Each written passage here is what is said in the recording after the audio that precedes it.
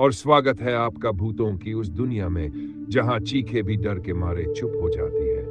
यह है भूत की कहानी 33, एक ऐसा स्थान जहां हर रात एक नई रूह अपने डर की दास्तान सुनाने आती है। एक ऐसा अंधेरा जहां रोशनी जाने से डरती है, और एक ऐसी खामोशी जहां हर साया कुछ कहता है। तो अगर आप हिम्मती हैं और सच्चे डर से मिलने की चाह रखते हैं तो दरवाजा बंद कर लीजिए, पर्दे गिरा दीजिए और अपने बिस्तर में इस तरह लिपट जाए जैसे कोई आपको छू न सके, क्योंकि अब आप प्रवेश कर चुके हैं उस जगह जहां से लौटकर कोई वैसा नहीं रहता जैसा पहले था।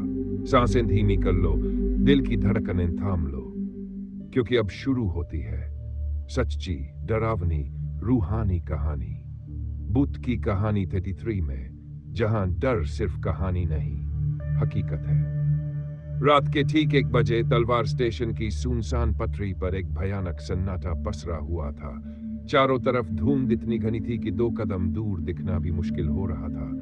उस वीराने में एक पुराना ऑटो आकर रुका, जिसमें 3 दोस्त बैठे थे, अर्जुन, राकेश और समीर। ये तीनों शहर से गांव लौटते वक्त अचानक रास्ता भटककर इस वीरान स्टेशन पर आ पहुंचे थे। स्टेशन का नाम देखकर अर्जुन बोला, ये कौन सा स्टेशन है? तलवार स्टेशन? मैंने तो कभी नहीं सुना। तभी समीर डरते हुए बोला, यह नाम ही खतरनाक लग रहा है, चलो यहां से निकलते हैं। लेकिन राकेश बोला, इतनी रात हो गई है, आगे बढ़ना खतरनाक होगा, यही रुकते हैं थोड़ी देर। तभी ट्रेन की सीटी की तरह एक चीख गूंजी, बिल्कुल इंसानी, लेकिन ना इंसानी भी, जो स्टेशन की बिल्डिंग के पीछे से आई थी। ऑटो वाला घबरा कर बोला, साहब, ये स्टेशन भूतहा है, यहां कोई नहीं रुकता रात को, जो भी रुका वो लौटा नहीं। तीनों दोस्त चौंके। अर्जुन बोला, क्या बकवास कर रहा है? ऑटो वाला कांपते हुए बोला, साहब, इस स्टेशन पर 20 साल पहले एक लड़की की लाश मिली थी। उसके साथ कुछ ऐसा हुआ जो कोई सोच भी नहीं सकता। कहते हैं उसका नाम गीता था, और वो इसी प्लेटफॉर्म पर रात के 1 बजे मरी थी। तब से लेकर आज तक ये स्टेशन हर रात एक आत्मा की गिरफ्त में रहता है। तभी प्लेटफॉर्म नंबर 2 पर एक ट्रेन आकर रुकती है, लेकिन उसमें न कोई रोशनी है, न सवारियां, एकदम खामोश ट्रेन, जैसे मौत का बुलावा हो। समीर डरते हुए बोला, वो ट्रेन चलती क्यों नहीं? तभी दरवाजे अपने आप खुल जाते हैं और एक सफेद साड़ी पहने औरत उतरती है, जिसके पांव जमीन से छू नहीं रहे। अर्जुन कांपते हुए पीछे हटता है और चिल्लाता है, भागो यार, ये इंसान नहीं है। लेकिन उनके पैर मानो जमीन से चिपक जाते हैं और वो औरत धीरे धीरे उनके पास आने लगती है। तभी पीछे से एक बूढ़ा बाबा आता है जो कहता है, तुम लोग यहाँ क्यों आए हो? ये जगह तुम्हारे जैसे जीवितों के लिए नहीं है। राकेश गिड़गिड़ाता है, बाबा बचा लो हमें।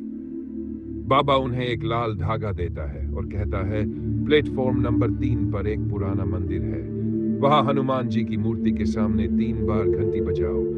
अगर आत्मा ने तुमसे पहले तुम्हारा नाम ले लिया तो तुम्हारी आत्मा भी इसी स्टेशन पर कैद हो जाएगी। तीनों लड़खड़ाते कदमों से भागते हैं। आत्मा उनके पीछे हवा में उड़ती आ रही है। स्टेशन का हर कोना अब स्याह अंधेरे और चीखों से भर चुका है।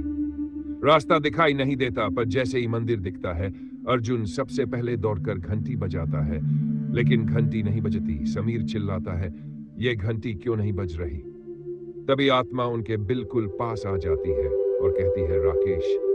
उसकी आंखों से आग निकल रही थी और आवाज पत्थर तोड़ देने वाली थी। राकेश कांपता है, लेकिन आखिरी दम में वो मूर्ति तक पहुंचता है और पूरे जोर से 3 बार घंटी बजा देता है। अचानक आत्मा चीखती है और जलकर राख हो जाती है। सब कुछ शांत हो जाता है। बाबा मुस्कुराते हुए कहता है, आज तुम बच गए, लेकिन अगली बार कोई और आएगा।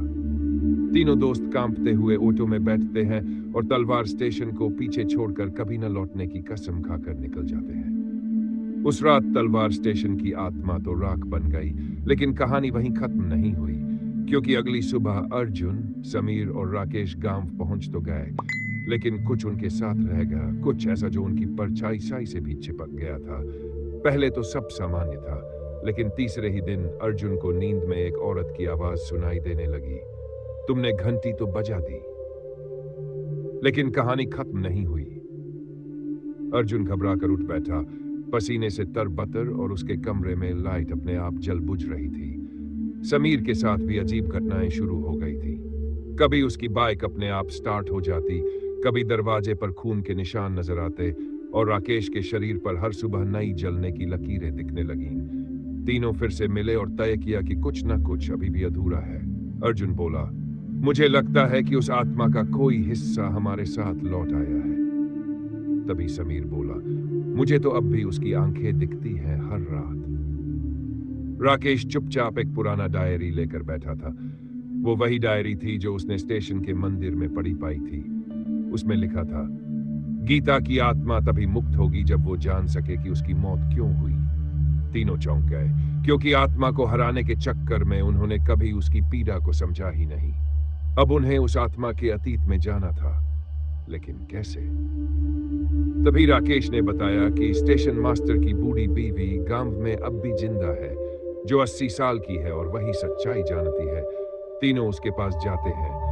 वो कांपती हुई आवाज में बताती है कि गीता उस स्टेशन मास्टर की बेटी थी और एक रात कुछ लड़कों ने उसे ट्रेन में अकेला देखकर गलत इरादे से घेर लिया था, लेकिन गीता ने खुद को बचाने के लिए चलती ट्रेन से कूदकर जान दे दी और उसके बाद कभी चैन नहीं मिला उस आत्मा को। बूढ़ी औरत बोलती बोलती रोने लगती है। तभी उसके घर की खिड़की अपने आप बंद होती है और पीछे से गी की आत्मा का प्रतिबिंब एक आईने में दिखता है। समीर चिल्लाता है, वो यही है। लेकिन औरत कहती है, नहीं बेटा, अब वो तुम्हें खत्म नहीं करेगी। अगर तुम के साथ अन्याय हुआ, एक वीडियो बनाते हैं जिसमें सब सच बताते हैं और उसे स्टेशन के उसी मंदिर में जाकर रात के 1 बजे बजती घंटी के आगे रखते हैं। कैमरा रिकॉर्डिंग में आता है कि गीता की आत्मा वहां प्रकट होती है और एक बूढ़े आदमी की आवाज में कहती है, अब मुझे शांति मिल गई, और उसकी आत्मा एक रोशनी में बदलकर आसमान में समा जाती है।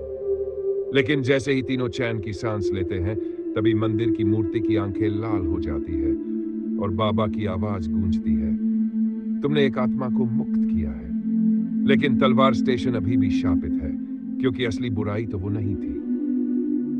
अर्जुन पूछता है, फिर असली बुराई कौन है?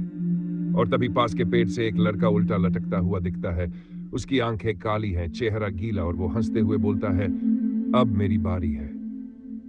तीनों दोस्त गीता की आत्मा को तो मुक्त कर चुके थे, लेकिन मंदिर की मूर्ति की आंखों से निकली लाल रोशनी और उल्टा लटका वो लड़का उनकी नींद, चैन और आत्मा सब छीन चुका था। उस रात के बाद अर्जुन हर जगह उस लड़के को देखता। वो कभी पानी की टंकी पर बैठा होता, कभी आईने में हंसता नजर आता। समीर की आवाज बदलने लगी। वो आधी रात नींद में कोई दूसरी भाषा में बड़बड़ाता और सुबह उसे कुछ याद भी नहीं रहता। राकेश का शरीर सूखने लगा, जैसे कोई भीतर से उसकी जान चूस रहा हो। तीनों समझ गए कि गीता आत्मा तो एक पीड़ित आत्मा थी, लेकिन असली बुराई अब सामने आई थी। एक शाप, एक पुराना रक्त संकेत जो तलवार स्टेशन की नींव में छिपा था। अब तीनों बाबा को ढूंढने जाते हैं, लेकिन बाबा उन्हें अब नहीं मिलते, बल्कि एक टूटा फूटा मंदिर दिखता है जहां दीवार पर लिखा होता है, तलवार स्टेशन की जमीन किसी राजा ने बलि देकर ली थी। अब बात सैकड़ों साल पुरानी थी, जब यहाँ एक तांत्रिक राज्य करता था और हर पूर्णिमा को एक जीवित इंसान की बलि देकर जमीन को जागृत रखता था। वो जमीन सोने जैसी फसल देती थी। लेकिन एक दिन एक लड़की गीता जैसी वहां से भाग निकली और तांत्रिक का शाप अधूरा रह गया। उस दिन से हर साल उस बलि की पूर्ति आत्माएं खुद करने लगती है। अर्जुन चीखता है, मतलब तलवार स्टेशन की जमीन ही शापित है। तभी मंदिर की दीवार फटती है और वहां से निकलता है वही लड़का, लेकिन अब उसका शरीर काला पड़ चुका है, आंखें जल रही है और वो हवा में उड़ता है। तीनों भागते हैं, लेकिन बाहर का रास्ता गायब हो चुका है। मंदिर अब एक अनजान सुरंग बन चुका है, जहां हर दीवार पर चेहरों की परछाइयां हैं, जिन्हें मारकर दीवारों में कैद किया गया। समीर थरथराता है, हमें यहां से कोई नहीं निकाल सकता। तभी राकेश को अपने सपनों की बात याद आती है। उसने सपना देखा था कि अगर तीनों एक साथ उस शाप की जड़ को आग में जलाएं तो वो खत्म हो सकता है। तीनों फिर से मंदिर के गर्भगृह में पहुंचते हैं। वहां एक काले धागे से बंधा एक लोहे का तलवार गड़ा हुआ होता है। अर्जुन समझ जाता है कि यही है वो असली तलवार जिसके नाम पर स्टेशन है। यही वो अस्त्र है जिसे हर बलि दी गई थी। तीनों मिलकर उस तलवार को निकालते हैं, लेकिन जैसे ही वो तलवार बाहर आती है, जमीन कांपने लगती है। काले धुएं में से वो तांत्रिक खुद प्रकट होता है, एक अधमरा लेकिन अमर चेहरा, आंखें बिना पलक के, नाखून लोहे जैसे, और आवाज सीधा खोपड़ी में गूंजती है, तुमने मेरी नींव हिला दी, अब तुम भी इसी जमीन में समा जाओगे। तभी बाबा की आत्मा आसमान से प्रकट होती है। वो कहता है, तुम तीनों अब तलवार स्टेशन को मुक्त कर सकते हो, लेकिन इसकी कीमत है एक की जान। तीनों चौंकते हैं। अर्जुन बोलता है, नहीं, हम सब बचकर आएंगे। लेकिन राकेश मुस्कुराता है, तुम दोनों का परिवार है, मेरा कोई नहीं। और वो तलवार को सीधा तांत्रिक के सीने में घोंप देता है। उसी वक्त वो खुद भी आग में जलने लगता है। तांत्रिक की आत्मा चिल्लाती है, ध्वस्त होती है, और पूरा स्टेशन, मंदिर, सुरंग और सारी दीवारें एक तेज सफेद रोशनी में समा जाती हैं। जब अर्जुन और समीर आंखें खोलते हैं, वो दोनों ट्रेन की बोगी में बैठे होते हैं। सुबह हो चुकी होती है और सामने से टिकट चेकर कहता है, तलवार स्टेशन? ऐसा कोई स्टेशन नहीं आता इस रूट में साहब। दोनों चौंकते हैं। समीर पूछता है, तो हम कहाँ थे? तभी अर्जुन की जेब में एक जली हुई लाल धागे की गांठ मिलती है और ट्रेन की खिड़की पर लिखा होता है, शाप तो खत्म हुआ, पर राकेश अब इसी जमीन का रक्षक बन गया है।